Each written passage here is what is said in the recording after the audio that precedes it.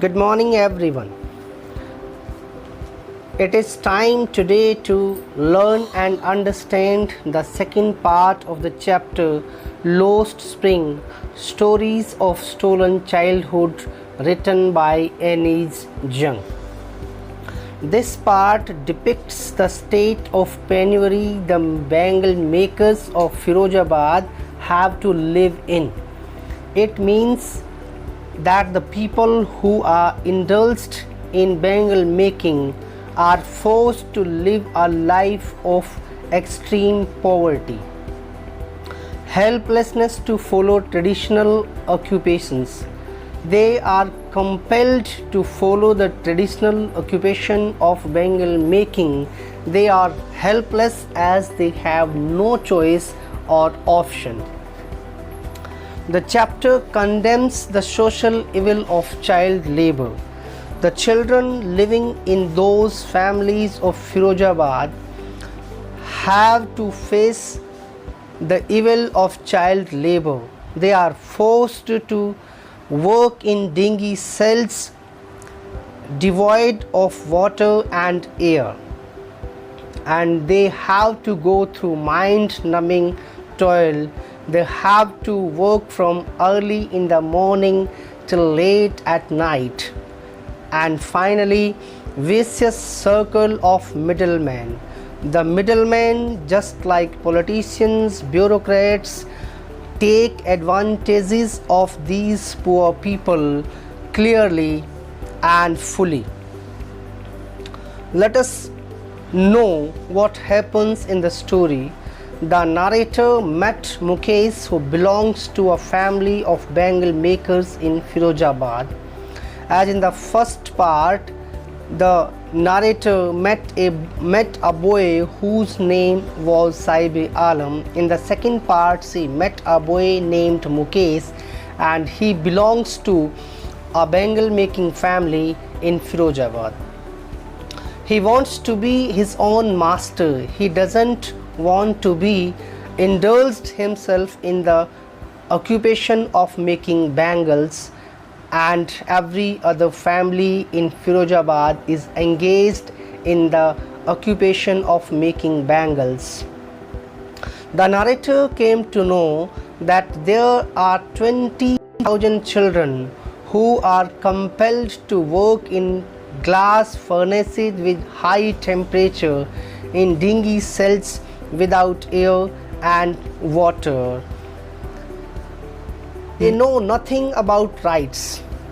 The children who are compelled to work there don't know anything about rights, and they even don't know that child labor is a crime and they could be brought out of that system of child labor.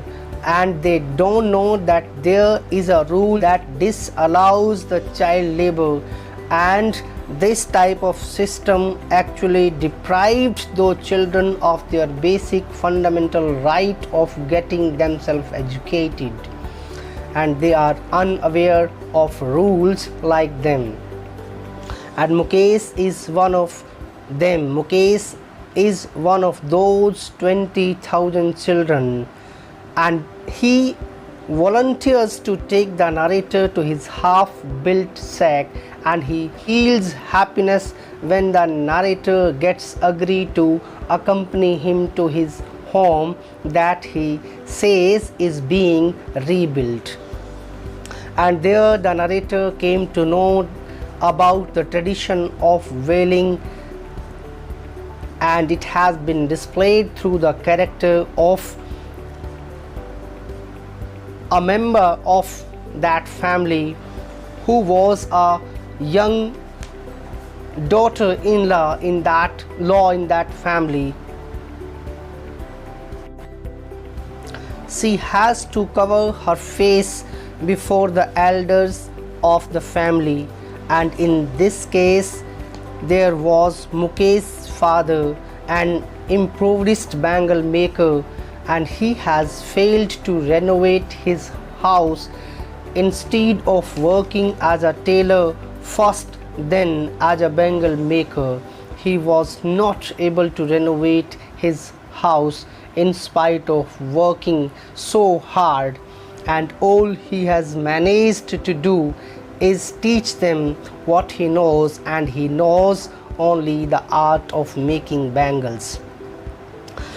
The writer has shown the condition of the house Mukesh lives in, that there is coexisting of animals and human beings together, and the doors of the house were dilapidated and the condition was not favorable for the persons living in that house.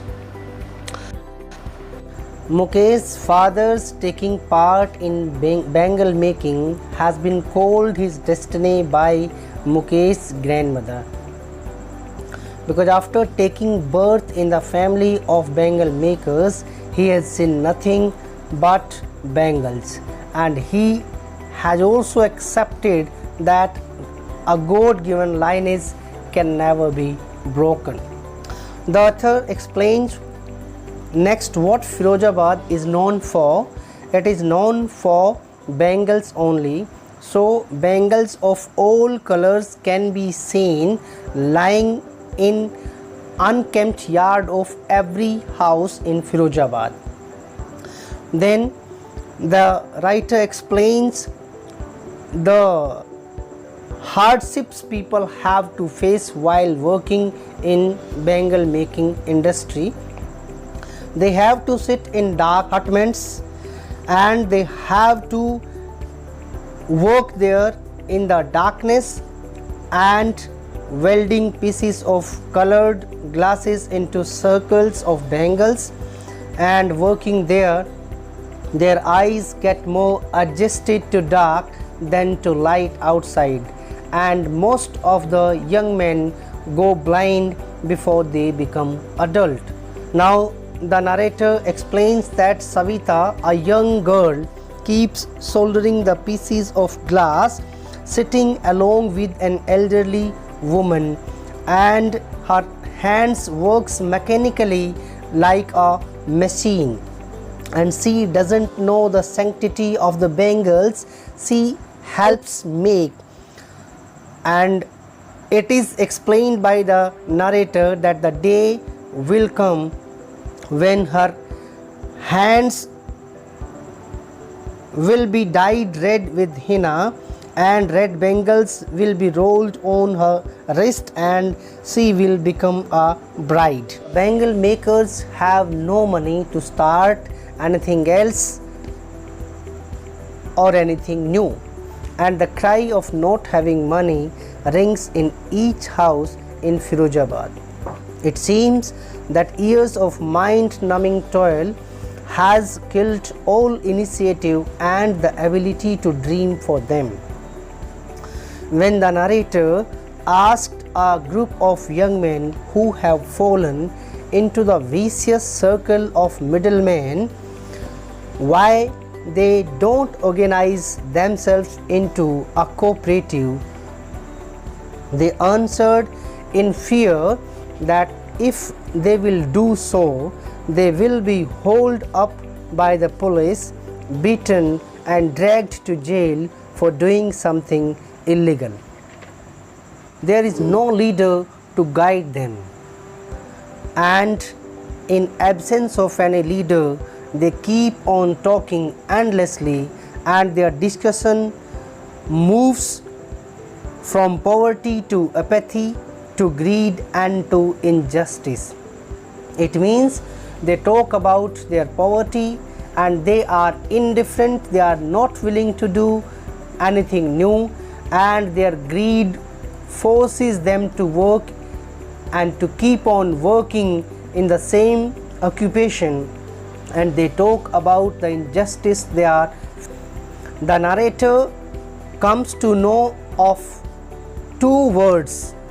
One of the world is of the family caught in web of poverty, burdened in the stigma of caste, means the ones who are oppressed, and other world is of the vicious circle of the keepers of law, bureaucrats and politicians. It means the one who oppressed the poor people. The gap between the oppressor and oppressed has widened, and this is continuously going on, and the children also accept what they have been told by their ancestors, their fathers, and to do anything else would mean to dare, and daring is not a part of their growing up. So when the narrator sees a glimpse of change in Mukesh, she is cheered, and when she asked Mukesh if he wanted to fly an aeroplane, then he felt embarrassed on being asked such a question. He was not thinking, and he is contented to be a motor mechanic. But Mukesh has the desire to change the tradition, and someone has to come forward to fight against these social evils that are prevailing in our society and are making it difficult for the poor people to live a life of respect and dignity. So when a glimpse of change is seen by the narrator, she felt happy. I think the chapter is clear to you, and you will be able to answer the questions that will follow in the exercise. Keep watching and keep learning. Thanks for listening to me and watching my video.